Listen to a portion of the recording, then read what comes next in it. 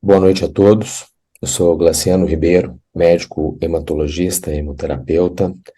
Hoje nós estamos em mais um webinar da Associação Brasileira de Hematologia, Hemoterapia e Terapia Celular, a ABHH.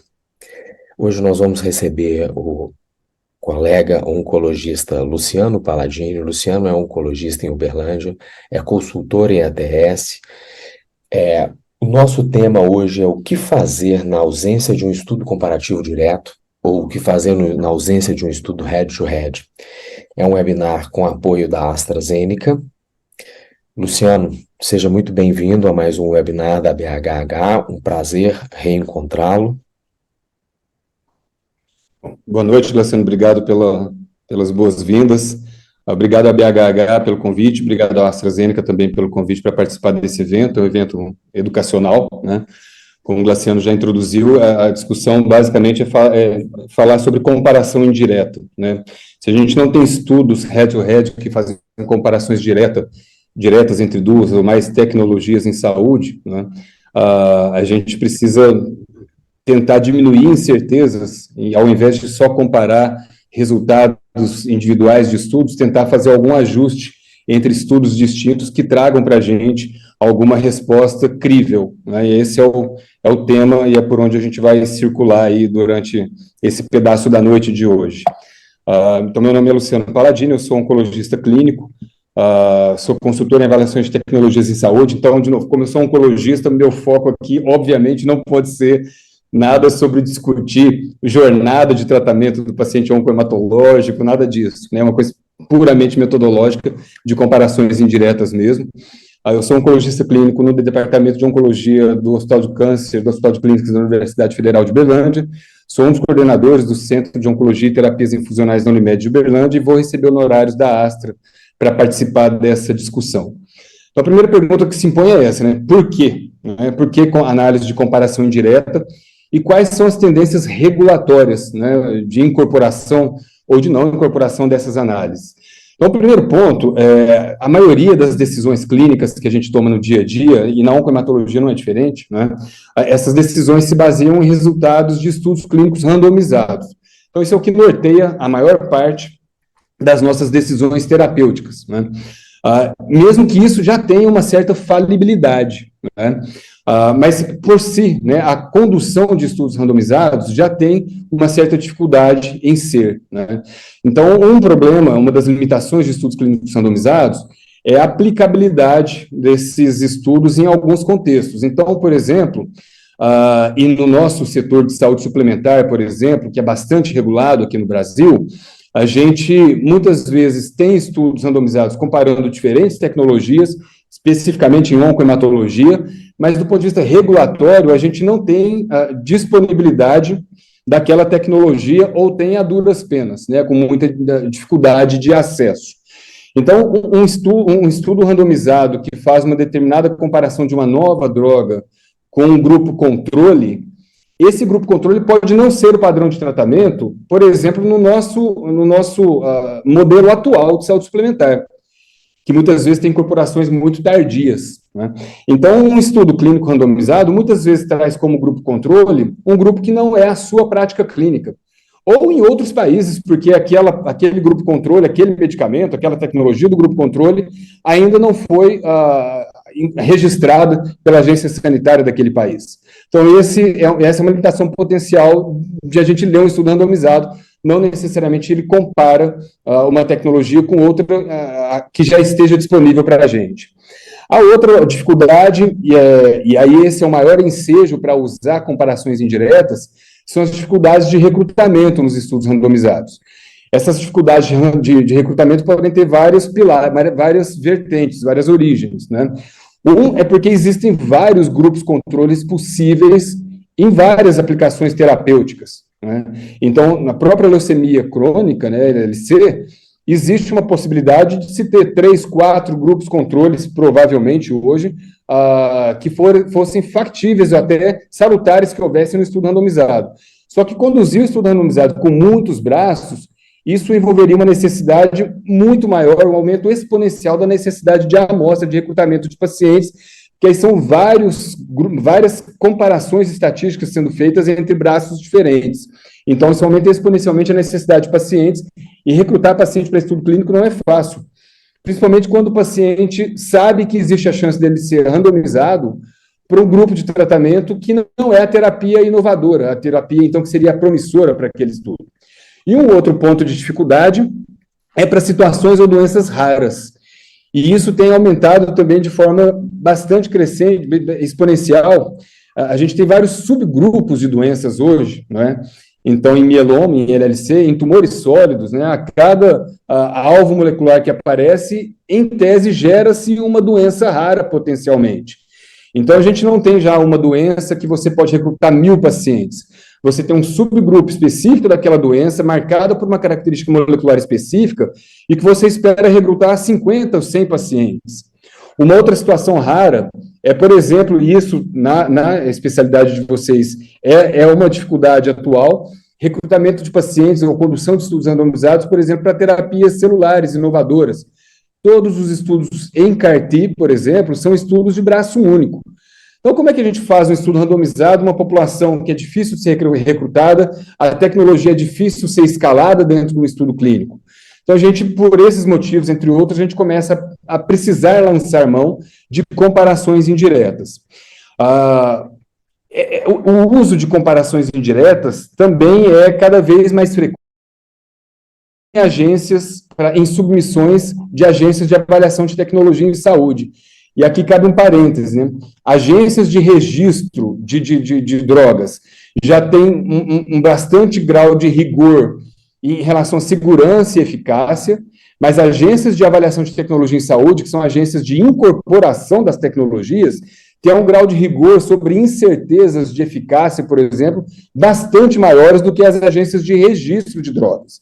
Então, a Anvisa tem um grau de rigor em registrar uma tecnologia que é, eu diria, sem medo de errar, menor do que o grau de rigor que a Conitec e o ANS têm para incorporar a tecnologia no nosso sistema público ou suplementar de saúde. E assim, em outros sistemas de saúde. É mais fácil registrar uma droga no EMA do que incorporar pelo NICE ou pelo HS, pelos sistemas de incorporação da França, do Reino Unido. Então, se essas agências regulatórias, que têm um alto grau de rigor na prática do dia a dia das avaliações, já aceitam comparações indiretas, então isso é um ponto de atenção para a gente também precisar começar a ler a respeito e quebrar barreiras em relação à aceitabilidade dessas comparações.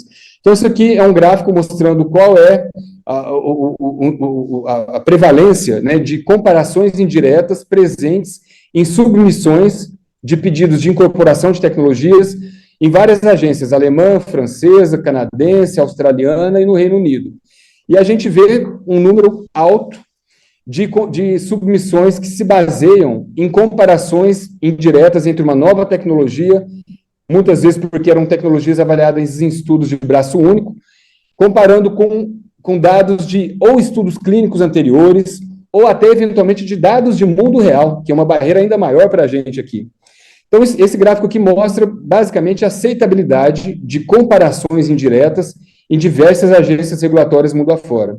E chegou a um ponto que, em 2016, o NICE, que é como se fosse a Conitec do Reino Unido, né, elaborou um documento técnico que descreve, né, qual é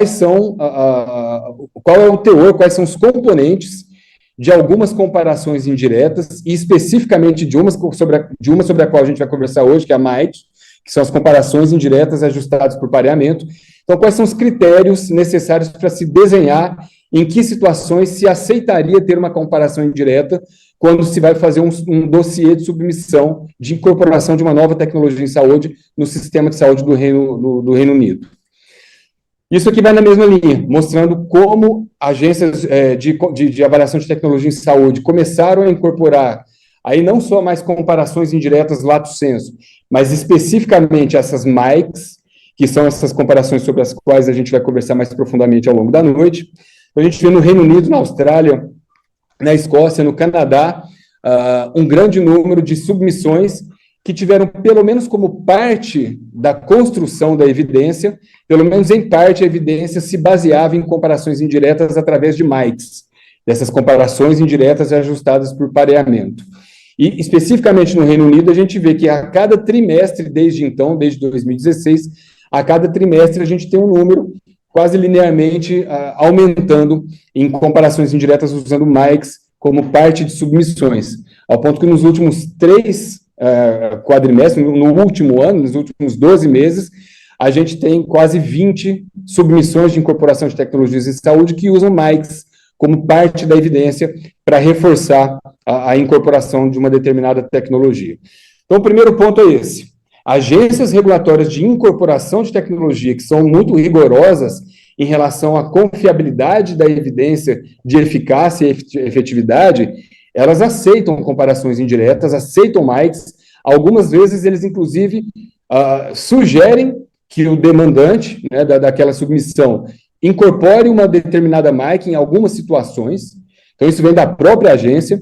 Então, é importante que a gente conheça essas MAICs, essas comparações indiretas, e saiba quando aplicar e quando criticar, principalmente, porque elas são parte já corrente da incorporação de tecnologia em saúde mundo afora. Inclusive, as submissões para a ANS, algumas usaram MAICs também. Então, quando a gente fala sobre comparações indiretas, existem vários métodos, né? E a escolha desses métodos de comparação indireta, essa escolha depende essencialmente de 2 pilares.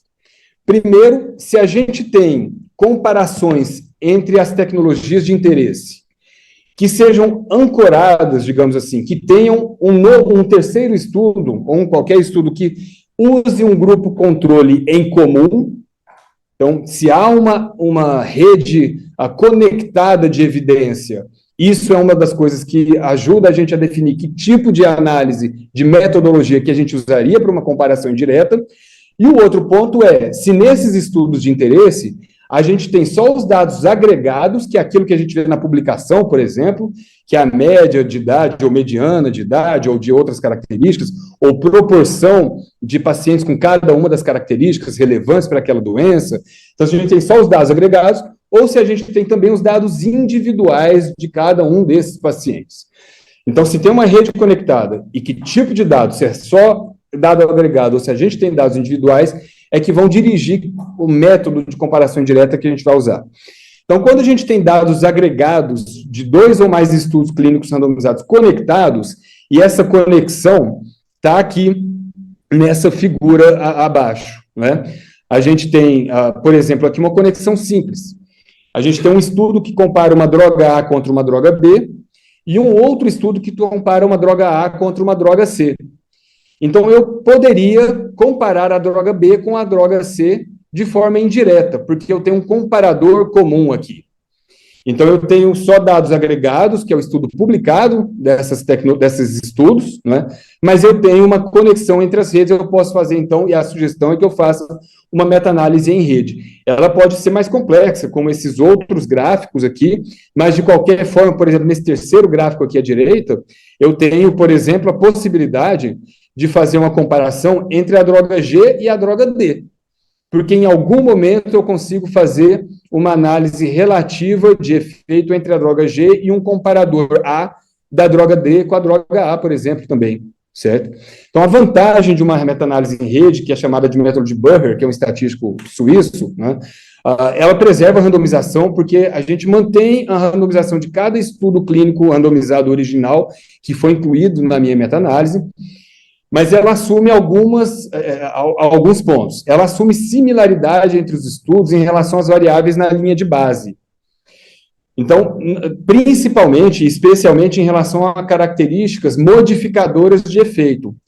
Então, eu não preciso parear, ajustar meu estudo AB contra o meu estudo AC com relação a variáveis que sejam só prognósticas da doença, desde que essas variáveis não mudem o efeito de um determinado tratamento. Então, por exemplo, se eu estou falando sobre LLC, a idade do paciente provavelmente não muda o efeito de um tratamento, mas ela muda a percepção prognóstica de um paciente. O paciente, talvez, de 85 anos de idade, se ele for submetido a uma tecnologia que ele tolerar, ele vai ter provavelmente, o mesmo grau de benefício de um paciente de 50 anos. Taxa de resposta, e assim vai. Mas o prognóstico desse paciente provavelmente é pior, porque ele pode ter outras comorbidades e tal. Então, se eu tenho uma análise conectada por um braço único aqui, eu não preciso ajustar com relação a essas variáveis que sejam prognósticas, porque a própria randomização preservada nos dois estudos, ela já ajusta por essa diferença entre as variáveis prognósticas. Mas com relação a variáveis modificadoras de efeito, eu preciso ajustar entre esses grupos, porque se eu tenho uma comparação B contra A, e eu tenho muitos pacientes aqui que diminuiriam o efeito da minha tecnologia A nesse estudo, e eu tenho uma comparação C contra A, que eu não tenho esses mesmos agentes modificadores de efeito, essas variáveis presentes, eu vou desfavorecer meu regime B quando eu tentar minha comparação B contra C. Então, essa similaridade em relação a variáveis modificadoras de efeito é importante que exista quando eu faço uma meta-análise em rede. A gente ainda assume, nesse tipo de comparação indireta, que o efeito relativo de um tratamento é o mesmo através dos estudos. Então, o meu efeito B contra A seria o mesmo se eu replicasse esse estudo 2, 3, 4, 5 vezes. Mas se eu tenho, então, uma comparação contra um comparador comum de duas tecnologias, a recomendação é que eu faça uma comparação indireta com essa técnica, que é uma meta-análise em rede. Uma outra forma de fazer comparação indireta é usar um pareamento por score de propensão. Aqui eu precisaria ter dados individuais de dois estudos, o que muitas vezes não é possível, porque muitas vezes, por exemplo, a indústria farmacêutica é quem financia 85% da evidência clínica disponível nesses últimos 20 anos, né? Poucos governos financiam pesquisa clínica. Então, uma indústria farmacêutica ela vai ter os dados individuais de um estudo que ela financiou, né? O consórcio que foi parte, que recrutou os pacientes, ela tem esses dados. Mas os dados de um outro estudo que foi patrocinado por uma outra indústria, muitas vezes não são compartilhados. Então, é menos comum a gente ter essa técnica de pareamento por score de propensão, porque a gente precisa de dados individuais de dois estudos distintos. Isso é muito comum a gente usar quando a gente usa dados de mundo real. Então, a gente pega uma base de dados e eu tenho dados individuais de pacientes tratados com uma ou com outra intervenção. Então, para dados de mundo real, essa técnica já é muito usada. Então, essa técnica por score de propensão, eu tenho que aplicar um score de propensão. Então, avaliar o quão próximos são os pacientes nos dois estudos ou nos dois braços que eu estou estudando, a ponto de eles serem considerados similares. Então, se eu tenho um paciente que recebeu uma intervenção A e um paciente que recebeu uma intervenção B, se eles são muito parecidos, eu dou um alto peso do paciente A, como se eu dissesse, olha, eu tenho alta chance de que esse paciente A, ao receber a intervenção B, ele tivesse as mesmas características do paciente B. Então, isso dá um peso maior. E o paciente que é muito distinto, eu dou um peso menor. E no final das contas, eu acabo tendo alguma similaridade, porque alguns pacientes são muito distintos uns dos outros nesses dois braços, nesses dois estudos, e eu não tenho comparabilidade, eles têm que ser excluídos da minha amostra. E essa análise assume que todos os fatores de confusão para algum benefício terapêutico tenham sido incluídas na minha análise. Então, esse é um gráfico mostrando como é uma análise por score de propensão, por pareamento por score de propensão. O que a gente teria basicamente aqui é isso. Então, a gente tem pacientes de um estudo que eu tenho dados individuais, desse estudo ACERT aqui, por exemplo, e estudos desse paciente que é o GoAlive. Então, cada característica do paciente, o paciente ACERT é o que recebe a intervenção B, e o que recebe a intervenção do GoAlive é o que recebe a intervenção A. Então, eu tenho pacientes que são um círculo, que são um quadrado, que são escuros, que são claros. Isso são as outras características. Então, por exemplo, aqui é um paciente com performance pior, o círculo claro seria um paciente que tem uma performance melhor, o quadrado é um paciente que tem uma idade mais avançada, um quadrado claro é uma idade mais jovem, e assim eu vou discriminando os pacientes. E se eu tenho no meu estudo B, né, avaliando a droga B, pacientes muito iguais, eles são os pares que eu considero. Então, quem é parecido aqui nesses dois estudos? Então, esse A quadrado com B quadrado, o A circular com B circular, esses são iguais. Esse A quadrado com B circular pequenininho, um A circular grande com B quadrado pequeno, isso denota pacientes muito distintos, com score de propensão diferentes. São pacientes que não estariam no outro estudo. Então, eu tenho que excluir esses pacientes e, no final das contas, esses pacientes similares é que vão formar minha base de comparação. Só que, obviamente, aqui a gente necessariamente perde a amostra, porque tem pacientes que são muito distintos, que não tem como ser ponderados, eles são excluídos da minha análise. Então, por exemplo, nesse estudo eu tinha uma amostra anterior de 306 pacientes e só 118 é que são realmente pares, digamos, perfeitos. Então, eu tenho uma comparação indireta com dados individuais de 2 drogas em 2 estudos distintos, mas eu consegui parear quase 1/3 só da minha população, então eu perco precisão, né? E quando a gente tem, e isso é a situação mais comum, a gente tem dados individuais de pacientes em um estudo, mas só dados agregados de pacientes em outro estudo, a gente, então, usa essas MAICs, que são essas comparações, né, indiretas ajustadas pelo pareamento. Então, essas MAICs podem ser ancoradas ou não ancoradas. Então, a gente pode ou não ter uma rede conectada, um comparador comum, mas a gente necessariamente tem dados individuais em um estudo e só dados agregados em outro. Então, a gente vai ver um gráfico mais à frente sobre isso. Então, se for resumir uma descrição de uma MAIC, a descrição seria, ela é uma ponderação por score de propensão, em que eu pondero pacientes do estudo para o qual eu tenho dados individuais dos pacientes, esse PD, com base nas suas características, para que eles se assemelhem aos pacientes do estudo que eu tenho só dados agregados. E a gente vai ver um gráfico sobre isso lá para frente, uma figura. Isso, no final das contas, vai gerar uma amostra efetiva final, porque se eu tenho um paciente no meu estudo A, que é muito parecido com o paciente médio do estudo B, para o qual eu só tenho dados agregados, esse paciente do meu estudo A, ele vai ganhar um peso maior, porque ele é muito parecido com o do estudo B, e ele teria uma alta propensão a ser elegível para participar daquele estudo B. Ou, em outras palavras, esse paciente A, ele provavelmente, ao receber a droga B, ele teria a mesma evolução daqueles pacientes incluídos no estudo B, porque ele é um paciente com características iguais. Agora, se eu tenho no meu estudo A, com a droga A, de dados individuais, pacientes muito similares, muito distintos em idade, em outras características, esse paciente vai ter um peso menor. Ou, em outras palavras, ele tem uma baixa propensão a ter sido elegível para aquele estudo B. Então, a evolução desse paciente não reflete a média da evolução dos pacientes do estudo B. Reflete a evolução de só uma pequena parte daqueles pacientes do estudo B. Então, isso, no final das contas, acaba também diminuindo a amostra efetiva final.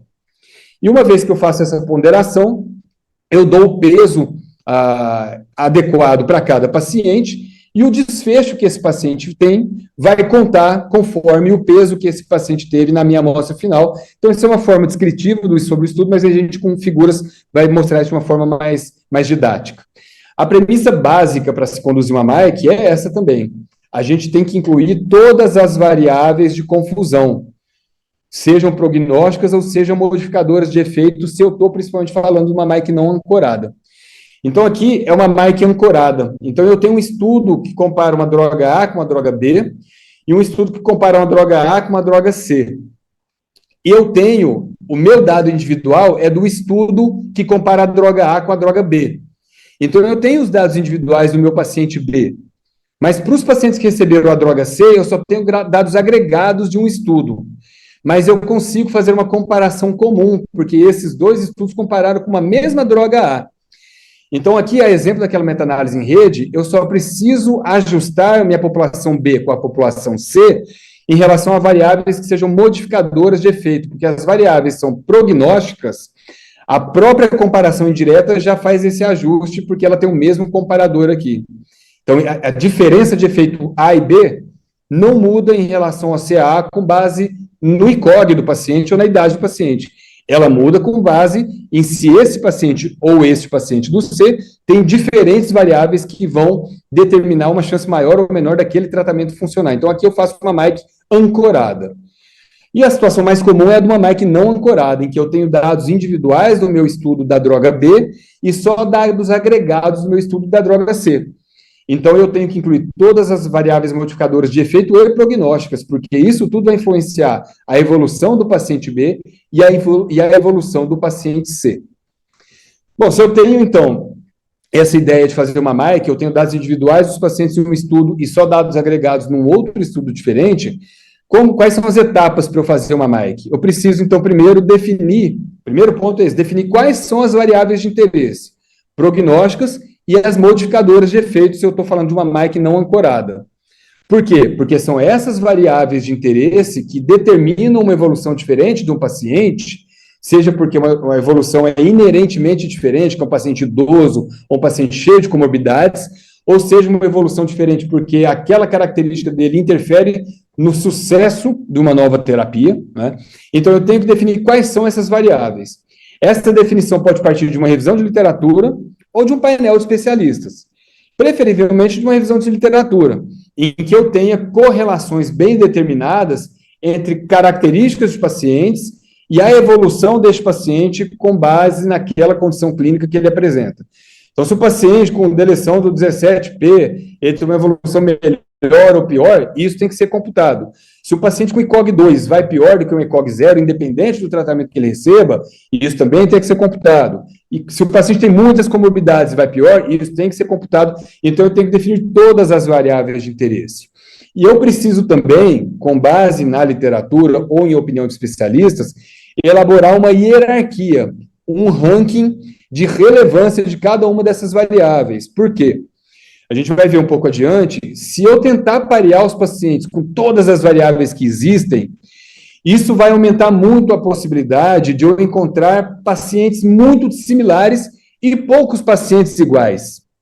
Então, é mais fácil eu parear um paciente de 58 anos com outro paciente de 58 anos do que parear, por exemplo, um paciente de 58 anos e COG 0 com outro de 58 anos e COG 0 no outro estudo. Por quê? Porque no outro estudo eu tenho também pacientes de COG 1, eu tenho pacientes de 70 anos, eu tenho pacientes de 40 anos. Então, esse de 58 anos e COG 0, ele é um paciente que pode ser ponderado contra uma parte dos pacientes do estudo B. Já um paciente, por exemplo, se a média do estudo B for 58 anos e COG 1, e eu tenho um paciente de 70 anos e COG 0, ele é mais diferente desse paciente do estudo B. Então, meu paciente individual do estudo A vai receber um peso menor. Então, quanto mais variáveis eu coloco, mais chance de ter alguma diferença entre os pacientes eu vou encontrar também. Então, eu vou começar a ter diferenças grandes em pesos. Poucos pacientes vão ter um alto peso e muitos pacientes vão ter um baixo peso. E isso vai acabar, a gente vai ver adiante, vai diminuir muito minha amostra efetiva final, esse effective sample size. Então, eu vou perder muita precisão e muita confiabilidade. Para eu não perder tanta amostra efetiva, eu tenho que tentar, então, muitas vezes, excluir algumas variáveis para que eu precise parear os meus pacientes com base em menos variáveis. E eu tenha, assim, uma chance maior de encontrar pacientes mais parecidos, mais similares. Então, eu vou ter menos variáveis de interesse, e para eu excluir variáveis, eu não posso excluir variáveis que sejam relevantes. Eu tenho que excluir as menos relevantes possíveis. Por exemplo, sítio geográfico de recrutamento do paciente. Então, isso eu preciso, para saber qual é a mais ou menos relevante, eu preciso definir a priori uma hierarquia de relevância dessas variáveis. Então, uma vez que eu defini essas variáveis, o próximo passo é comparar as características do estudo a ser ponderado, que é o meu estudo para o qual eu tenho os dados individuais avaliando a minha droga A, com aqueles da população-alvo, que é o estudo que tem só dados agregados avaliando a droga B. E se eu tenho as características desses pacientes, eu consigo ver qual é o mais parecido, qual é o mais diferente, e eu aplico, então, um peso para cada um desses pacientes do meu estudo individual, com base em um score de propensão. Então, de novo, se eu tenho a média do estudo B, que é um paciente de 58 anos de idade, o meu paciente para o qual eu tenho dado individual, que tem 58 anos de idade, ele pesa mais. Um que tem 40 anos de idade, ele pesa menos, porque ele tem menos propensão a ser incluído naquele estudo B. E assim vai com todas as variáveis. Uma vez feito isso, eu tenho, então, o peso de cada paciente do meu estudo A, o meu novo peso, então, uma nova amostra efetiva final, e eu consigo, então, saber quantos pacientes nessa amostra efetiva final. Grosseiramente, eu teria, se eu tenho um paciente que pesa 1 e um paciente que pesa meio, minha amostra efetiva final não é 2, não são 2 pacientes, é de 1,5, certo? Porque um pesa 1 e um pesa meio. Então, ao fazer isso, eu tenho que depois pesar a distribuição de pesos no meu estudo e ver se o equilíbrio está feito, está atendido entre o meu estudo de dados individuais e o meu estudo de dados agregados, que a gente vai ver um gráfico disso mais adiante. E na amostra efetiva final, então, eu derivo a minha análise de interesse. Se for uma análise do tipo tempo para o evento, é reconstruir uma curva de Kaplan-Meier. Se for uma análise dicotômica, tipo taxa de resposta, ter ou não um determinado evento adverso, eu só dou peso para aquela amostra dicotômica. Então, por exemplo, se eu vejo um estudo randomizado, o que a curva de Kaplan-Meier me diz? Cada paciente que tem um desfecho de interesse, então se o meu desfecho principal, meu desfecho primário é sobrevida livre de eventos, cada paciente que tem um evento, um paciente cai um ponto, um risquinho, digamos assim, na minha curva de Kaplan-Meier.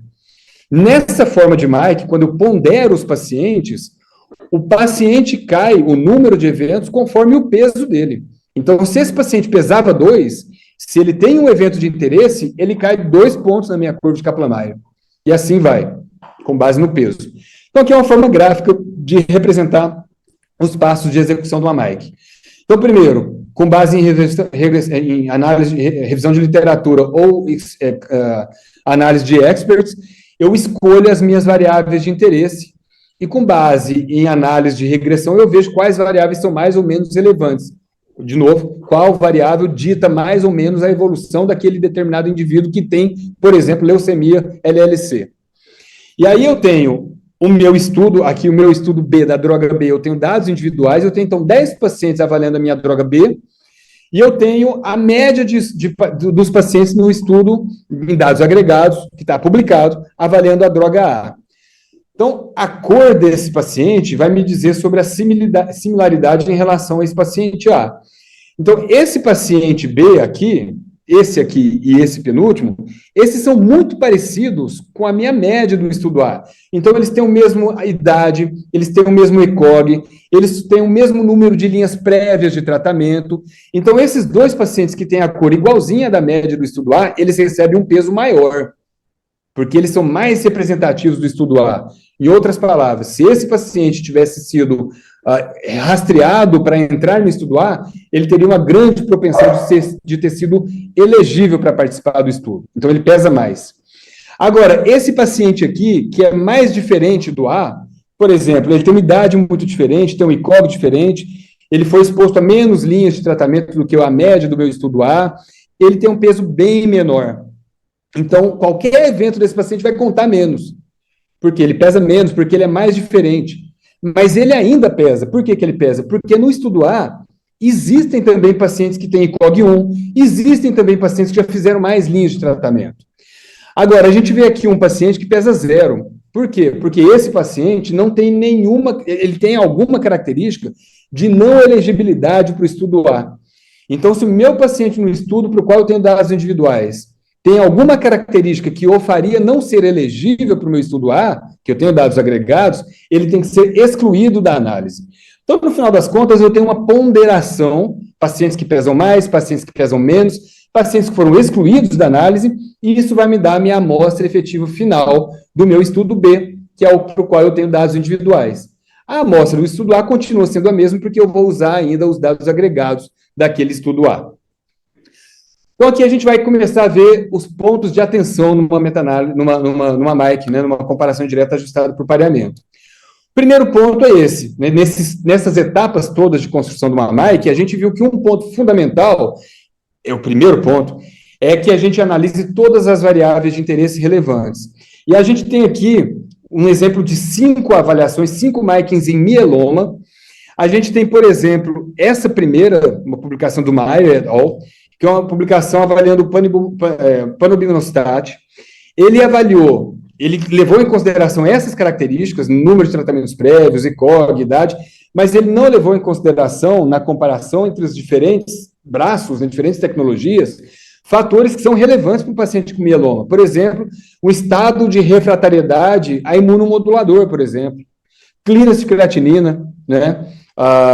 Se já fez transplante autólogo previamente ou não, isso ele não levou em consideração. Então, isso certamente vai dar uma credibilidade menor para a gente sobre esse estudo. Mas a gente tem, por exemplo, esse Van Sanden, que levou em consideração quase todas as variáveis de interesse. Esse, então, tem uma credibilidade maior. Aí você me pergunta, por que esse estudo do Maier não levou em consideração essas outras variáveis? Pode ser por 2 motivos.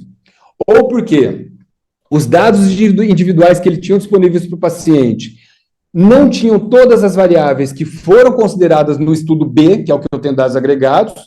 Então, o estudo B tem um determinado dado que eu não tenho no meu dado individual, ou porque, quando eu fui tentar parear com todas as variáveis, eu fui tendo tanta dissimilaridade entre os pacientes que eu fui perdendo muita amostra. Então, para reter mais amostra, eu tive que ponderar com relação a menos variáveis.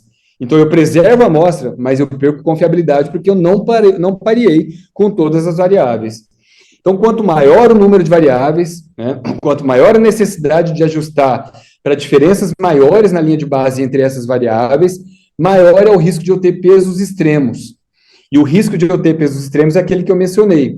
Se eu tenho no meu estudo individual um paciente que pesa 1 e 2 que pesam 0,1, a evolução do meu tratamento A, caso ele tivesse sido usado na população B, ela vai ser largamente dirigida por um paciente só, que é o paciente que pesa 1. Aqueles 2 que pesam 0,1 não vão determinar quase nada na minha evolução, na minha curva de Kaplan-Meier, por exemplo.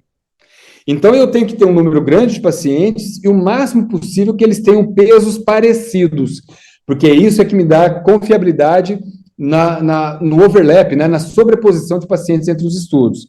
E aqui é um outro exemplo, a gente tem aqui um estudo em linfoma de células B, avaliando 2 terapias celulares avançadas. Esse é o tipo de situação para o qual a gente provavelmente, dificilmente vai ter um estudo randomizado. Então, a gente vai ter que comparar esses 2 CAR-T aqui com base em estudos de braço único. Eu tenho os dados individuais do Transcend, mas eu tenho dados agregados só do Zuma. Então, no Transcend, eu tinha, antes da minha MAIC, diferenças em relação à idade, diferenças em relação a diferentes características. E como eu vejo se essas diferenças são relevantes ou não, né, entre essas características? Eu tenho que ver a diferença de médias padronizadas, que é esse Standardized Mean Difference. O que eu considero isso? É uma coisa arbitrária, uma diferença de médias padronizadas entre os braços menor do que 0,1 a 0,2 é uma diferença que me diz que há muita similaridade entre essas populações. Acima disso, é como se eu dissesse que há muita dissimilaridade, eu tenho que ajustar. Então, eu tenho com relação à idade, no Transcend, eu tenho pacientes mais idosos, e o SMD maior que 0,2. Eu tenho com relação a estadiamento também de similaridades, também maior que o 0,2 no SMD. Com relação a se é uma doença, se tem doença secundária do sistema nervoso ou não, eu também tenho essas diferenças. E com relação a outras características, como, por exemplo, a refratariedade ou não ao tratamento prévio, eu tenho diferenças entre os grupos. Então, eu claramente não posso comparar um braço com o outro. Eu tenho que ajustar esses braços.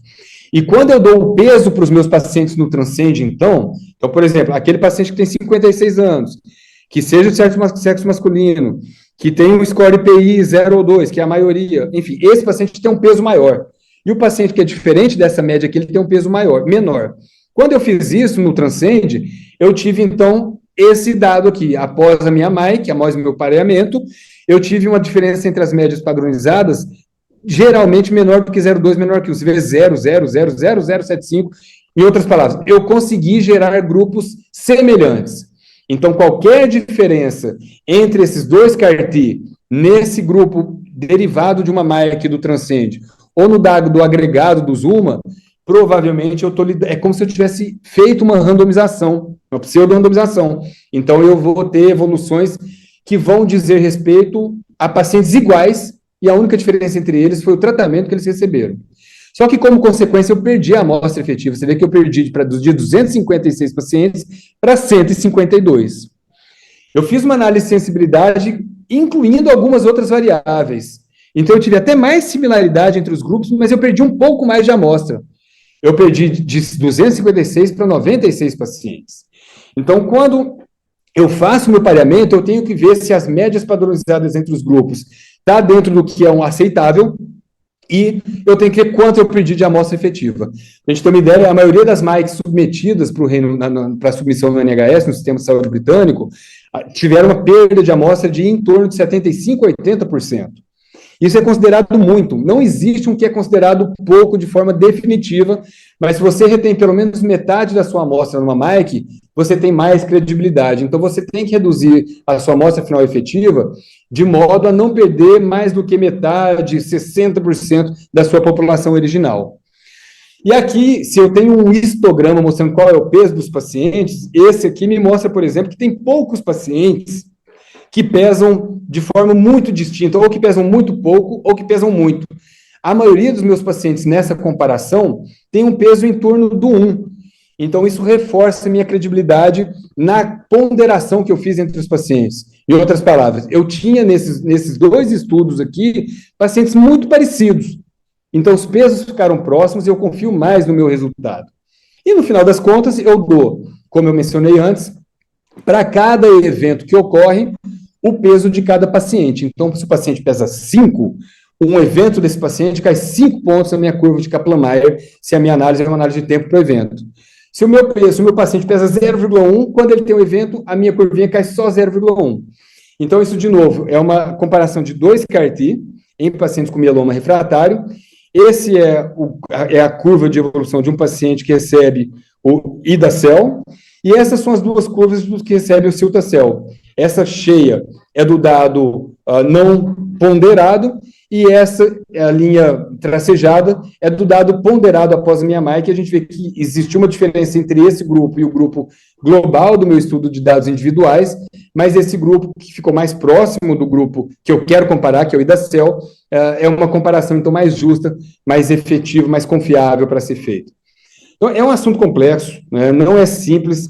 A gente precisa muito dessas figuras, né, para a gente sedimentar melhor os conceitos de uma MAIC, mas no final das contas, esse tipo de comparação indireta não é muito diferente daquilo que a gente faz no nosso dia a dia como médico, né? Quando eu tenho um paciente na minha frente com LLC, com 60 anos de idade, que tem deleção de 17P, que foi refratário a uma linha prévia de tratamento, eu vejo se esse paciente estaria no Elevate, no Resonate, eu vejo onde é que esse paciente estaria. Se ele está lá, eu assumo aquele tratamento para ele, porque eu digo, bom, provavelmente para esse paciente aquele tratamento vai funcionar de uma forma parecida. Se ele é muito diferente, eu tenho mais reticência em usar esse paciente, e a MAIC nada mais é do que fazer essa ponderação e dizer para a gente, uma vez que esses pacientes estejam iguais, se a diferença entre essas evoluções, então, se deveu especificamente às terapias distintas às quais eles foram expostos. Então, era isso. Espero ter clareado um pouco sobre o conceito. Desculpe se me estendi de alguma forma, Graciano. A palavra é sua agora. Excelente, Luciano. Eu vou te pedir uma gentileza. Luciano, coloca para mim 3 pontos que você considera essencial quando a gente vai ler uma MAIC. 3 pontos que eu não posso deixar de ver. O primeiro ponto é esse, se todas as variáveis de interesse foram analisadas. Então, imaginemos que esse Maier fosse uma comparação AB e esse Van Sanden fosse a mesma comparação AB. Porque esse é um outro ponto, existem MAICs que comparam as mesmas tecnologias de indústrias diferentes e que dão resultados diferentes. Em qual eu vou confiar? Naquela que usou, em primeiro ponto, a que usou o máximo de variáveis de interesse. Então, se eu tivesse um Maier que compara a B e um Van Sanden que compara a D, eu vou confiar mais no Van Sanden a priori, porque ele usou mais variáveis que são relevantes na evolução de um paciente, no caso aqui com mieloma, do que o Maier. Então, seria o primeiro ponto. O segundo ponto seria o grau de comparabilidade das minhas duas populações.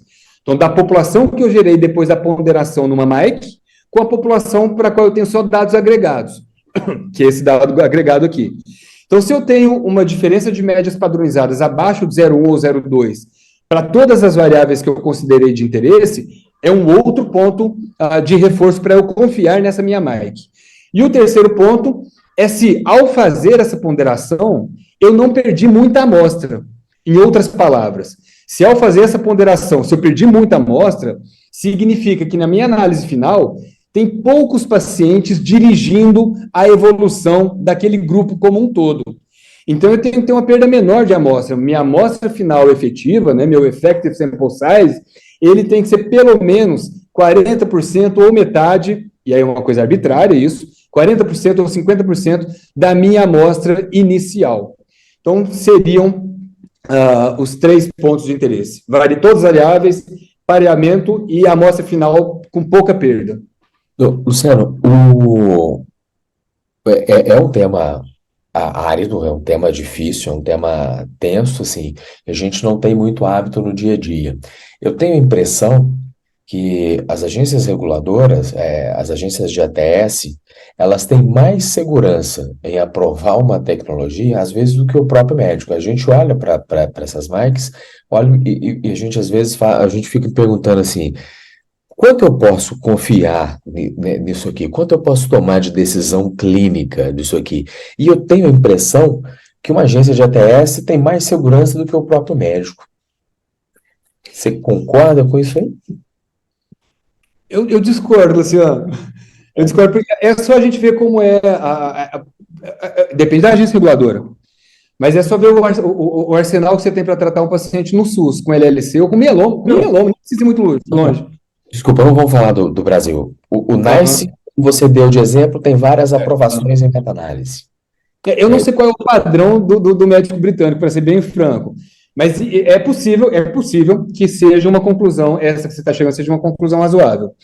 Porque no dia a dia, assim, às vezes a gente vê umas conclusões assim, no mieloma, a gente vê drogas que a gente usa pouquíssimo, meta-análise dizendo que é a melhor opção, que seria as nossas melhores opções, e essas coisas são marcantes. Então, assim, eu tenho uma dificuldade grande de olhar para uma meta-análise e acreditar nela cegamente, dizer, este é o melhor caminho. Então, aí tudo depende de realmente, principalmente numa meta-análise com aquele método de comparação indireta, que não é uma MAIC, né? Você tem 2 estudos clínicos diferentes que comparam contra o mesmo comparador e você usa o risco relativo de cada um deles. Você tem que ter muita certeza de que as variáveis que modificam o efeito das 2 tecnologias, de fato, tenham sido pareadas ali. E quando vocês têm só 2 estudos randomizados contra a mesma tecnologia, é mais difícil fazer isso. E muitas vezes a gente tem só 2 estudos randomizados, A contra B, C contra B. Quando a gente pode fazer uma análise de meta-regressão, quer dizer, a gente tem vários randomizados com aquelas mesmas comparações, a gente consegue saber qual é o peso de cada variável daquela sobre o efeito do tratamento no AB e no BC. Quando eu não tenho muitos estudos, eu não posso fazer meta-regressão, é muito falível, de fato, uma comparação indireta nesse sentido. Mas é menos falível do que eu usar o estudo A individual e usar o estudo B individual, e dali eu tirar minha conclusão de qual droga eu usaria. Então, na verdade, essas comparações indiretas, elas servem para diminuir as incertezas quando eu precisar escolher entre 2 tecnologias. Por exemplo, hoje, se vocês tiverem 2 CAR-T para usar para mieloma, vocês não têm outra forma de comparar os 2 CAR-T a não ser fazendo uma comparação indireta, porque você não tem um randomizado que compare os 2. E aí você vai ter que lançar a mão de formas, de métodos que diminuam a sua incerteza. Então, uma comparação que leve em consideração todos os fatores, tempo de segmento, uma outra coisa importantíssima, a frequência de acompanhamento temporalmente igual nos estudos, porque, por exemplo, LLC, digamos, a progressão de doença, na maioria das vezes, salvo engano, ela não é determinada por uma progressão clínica, é determinada por uma alteração laboratorial. Então, se eu vejo um paciente com mais regularidade num estudo do que em outro, nesse estudo eu tenho mais chance de detectar uma progressão de doença precocemente, o que mudaria o efeito do meu tratamento, embora ele talvez funcione igual. Então, essas comparabilidades de características de acompanhamento, se elas não estiverem presentes na sua análise de comparação direta, não levaria em consideração para tomar a decisão clínica. O mieloma foi um exemplo, você tem uma diferença grande, né? Você tem uma comparação direta com uma diferença grande. Quando a diferença entre as 2 tecnologias é pequena numa meta-análise, a minha incerteza, a minha segurança diminui mais ainda. Quando você tem diferenças muito gritantes, é mais fácil de você aceitar aquela diferença, mesmo numa comparação direta. Agora, quando você vê curvas muito próximas, eu tenho uma certa dificuldade com essas meta-análises em aceitar ter tanta certeza nesse dado. E, sem dúvida, porque se já existe uma incerteza sobre aquele resultado agregado que você reconstruiu, né, ou com a sua meta-análise ou com uma MAIC, se a diferença entre os grupos é muito pequena, então, assim, existe uma sobreposição potencial de intervalos de confiança ali que minam a sua possibilidade de definir entre um e outro. Por outro lado, você já tem uma resposta. A sua resposta seria, bom, eu acho que não faz muita diferença usar o A ou o B. Então, de alguma forma, também essa estratégia te ajudou na sua prática clínica. É só um ponto que eu queria lembrar que eu não mencionei aqui, em um minuto é coisa rápida, Luciano. Existem pacotes estatísticos padronizados para fazer a parte estatística da análise, que é o R ou SAS, para fazer uma MAIC. Então, não existe risco de ter manipulação do dado quando você lê uma MAIC. O risco de manipulação vem de questões que são fáceis para a gente que lida como médico e não como estatístico no dia a dia, para a gente ver. A manipulação possível é eu excluir alguma variável de interesse, porque quando eu tiro aquela variável, eu consigo dar mais equilíbrio para a minha amostra e dar mais credibilidade para a minha avaliação. Por isso, o primeiro ponto é, na minha MAIC, todas as variáveis que eu considero relevantes foram incorporadas naquela comparação? Não, mas peraí. E aí agora você mudou a história do jogo. Porque, então você tá, porque assim, na minha cabeça, o maior risco é o método usado estatístico. É cada um fazendo. Não, o maior risco é Não é. que covariável que você usa. Porque o método estatístico, o código, ele é padrão. Então, o que você tem que extrair de um estudo ou de outro é padrão na biblioteca de código do SAS ou do R. Enfim, o que eu quero dizer é que o estatístico não consegue manipular isso. Aonde o estudo... Ficou mais fácil. Ficou mais fácil, porque a variável clínica... É uma coisa de domínio seu, exato. Exato. E é isso que eu estou querendo dizer. A dificuldade é a metodologia estatística do processo. Exato, mas isso é padrão. Então, assim, o R ou o SAS, que tem pacotes para fazer MAIC, você não consegue burlar isso, né? Agora, a variável que usou, você consegue burlar. E como eu mencionei naquela tabela de mieloma, em 5 estudos, tem estudo que usou algumas, tem estudo que não usou outras. Por quê? Pode ser uma coisa deliberada para tentar trazer algum resultado. Por isso eu digo, o que é possível ser criticado numa MAIC é algo que a gente, como médico do dia a dia, consegue criticar. Não, aí agora eu fiquei mais tranquilo, porque assim, a minha dificuldade é porque assim, eu tenho R aqui, eu vejo os códigos do R, não tem nada, então eu tenho que confiar naquele que eu copiei. Exato, Você já me ajudou. Tem uma pergunta aqui, se os pivotais atingem um desfecho da droga com segmento curto, cabe, Mike, com dados de maior segmento apresentados em congresso, não em paper? Acho que a pergunta é, você tem um estudo pivotal que mostrou uma diferença, mas o segmento o colega está julgando que é curto. À medida que o tempo passar, você pegar um dado de congresso, um abstract de uma apresentação e fazer a MAIC disso aí?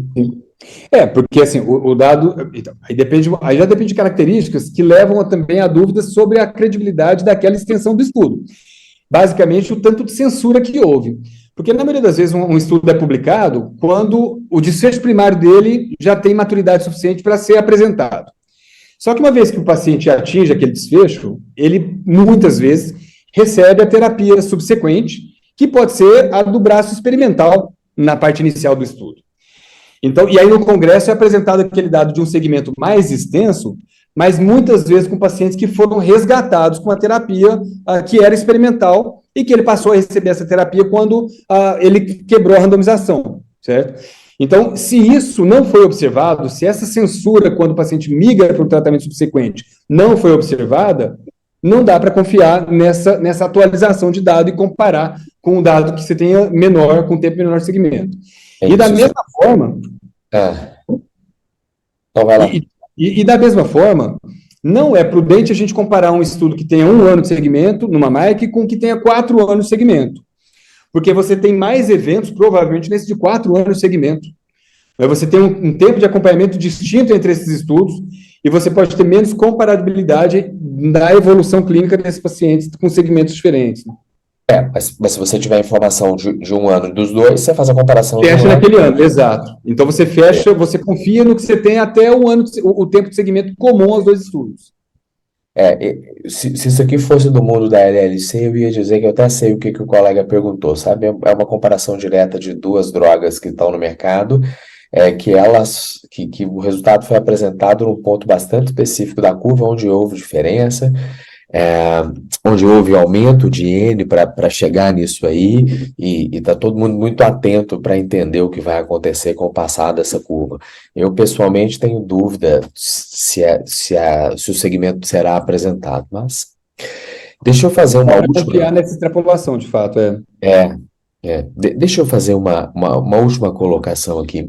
Luciano, quando a gente faz meta-análise comum, ou meta-análise comum não é um termo adequado, mas vamos falar de uma meta-análise onde você não tem um interesse acadêmico muito forte. Vamos falar de CTI, redução precoce de antibiótico. Eu estou usando procalcitonina ou estou usando PCR para tentar usar como marcador para reduzir o antibiótico. Quando os autores fazem meta-análise, como não tem interesse comercial, você manda a tabela de dados para a pessoa que vai fazer a meta-análise e todo mundo recebe o dado individual. Só pondera para a gente a diferença entre uma meta-análise de dado individual para essa meta-análise onde você vai de hazard ratio versus hazard ratio ou dado aberto versus agregado. Porque a meta é um pouco dessa similaridade que a gente estava falando sobre Mike, né? Quando a gente tem o dado individual do paciente, a gente consegue parear melhor se esse paciente do estudo A, B, ele estaria no estudo BC também. Tá. Então, quando eu tenho dado individual, eu consigo dar o peso para os pacientes na minha meta-análise de acordo com a propensão que ele teria de estar ou não naquele estudo. Quando eu só tenho dado agregado, embora eu até possa ter médias parecidas, mas eu muito possivelmente tenho desvio padrão diferente, até porque amostras de valor diferente. Se eu tenho desvios padrão diferentes no estudo A, B e no BC, significa que no BC eu tenho muitos pacientes que não estariam no AB.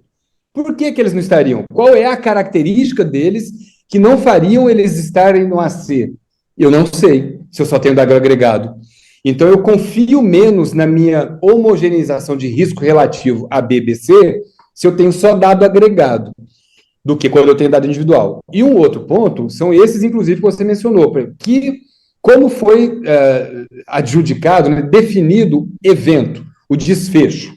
Foi com um marcador, com mais de um marcador, em que momento? A cada 2 meses, a cada 6 meses, a cada 3 semanas.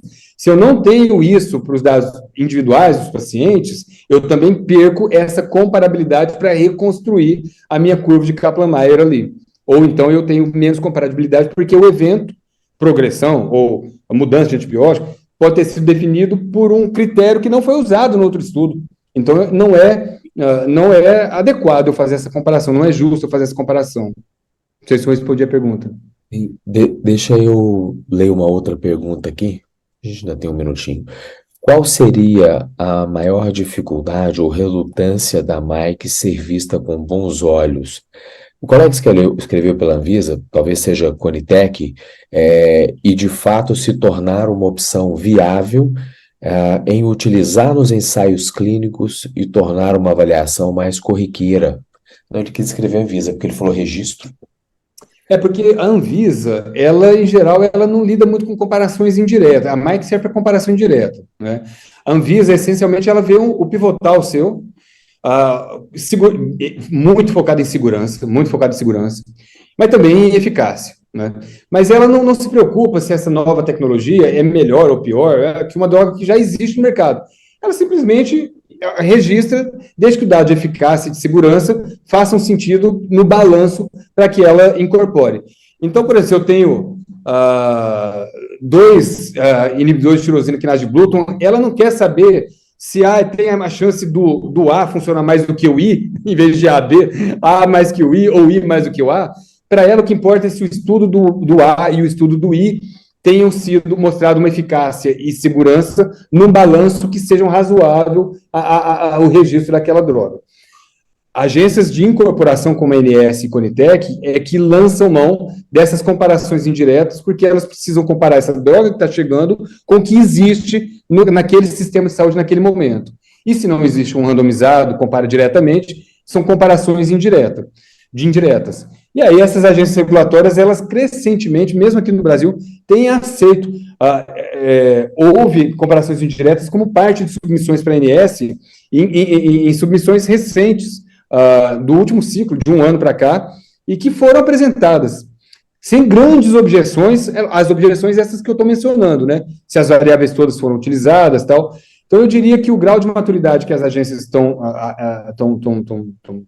colocando, né, faz provável com que em 3, 4, 5 anos essas comparações diretas permeiem mais as submissões em relação ao que é hoje. Só que existe um viés para complementar, só para terminar em 30 segundos, Luciano, existe um viés, muitas vezes, de não incorporação. Infelizmente, e isso é mais notório, na minha opinião, na Conitec. Um viés de não incorporação que é para manter impacto orçamentário sob controle. E se, para não incorporar, é preciso criticar uma técnica estatística que foi usada, isso é o que vai ser feito. Então, se forem análises transparentes, a tendência é que marcas bem feitas sejam aceitas, como parte da evidência. Né? Se forem análises que tenham um viés econômico ou qualquer outro que seja, existe uma tendência maior a refutar, dizendo que, focando mais sobre as incertezas daquele método. Ô, Luciano, quando a gente vê a pirâmide baseada em evidência, as meta-análises estão lá no alto. Essa meta-análise que a gente, revisão sistemática e meta-análise estão sempre lá em cima. Essa meta-análise que está lá em cima é a individual, linha por linha, dado de paciente por paciente, ou essa meta-análise tem as meta-análises indiretas e essas comparações por hazard ratio ou ajustadas? São só as meta-análises que têm uma comparação comum mesmo.